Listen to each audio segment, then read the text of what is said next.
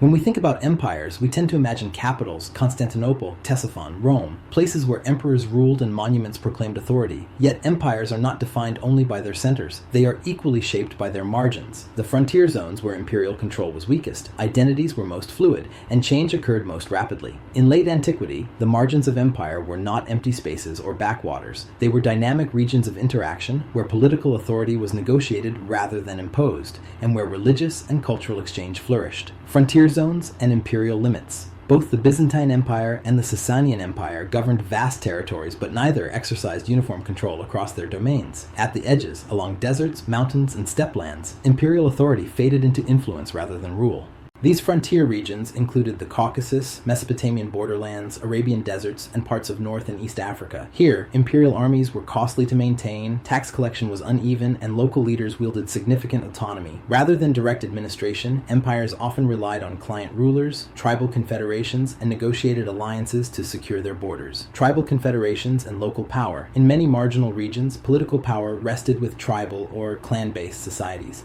These groups were not primitive remnants of an earlier age. They were highly adaptive political actors who understood how to leverage imperial rivalries to their advantage. Tribal leaders served as intermediaries between imperial centers and local populations. In exchange for military service or border security, they received subsidies, titles, or religious recognition. Loyalty was personal and conditional, not institutional.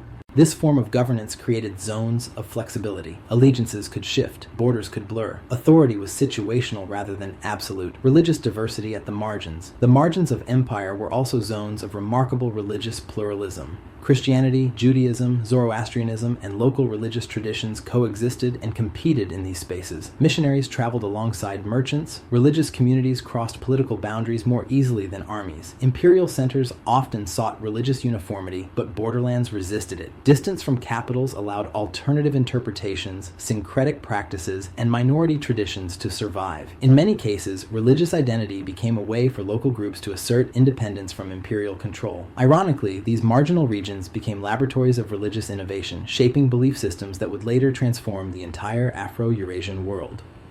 Margins as engines of change. Far from being static or insignificant, the margins of empire were often where the most profound historical changes originated. New political forms emerged where old structures failed. New religious movements gained traction where imperial authority was weakest. Arabia is the clearest example. Long positioned between Byzantine and Persian spheres, its societies were shaped by trade, tribal autonomy, and exposure to multiple religious traditions. The region's marginal status allowed it to develop independently of imperial systems, setting the stage for dramatic transformation in the 7th century. History repeatedly shows that empires fall apart at the edges before they collapse at the center. Rethinking power and civilization. Section 10.4 challenges us to rethink what power looks like in late antiquity. Stability did not always come from strong bureaucracies or standing armies. In many regions, it emerged through relationships, religious authority, and negotiated order. The margins of empire reveal a world where governance was personal, faith-based, and flexible. These regions were not failures of imperial control. They were adaptations to geographic, cultural, and economic realities.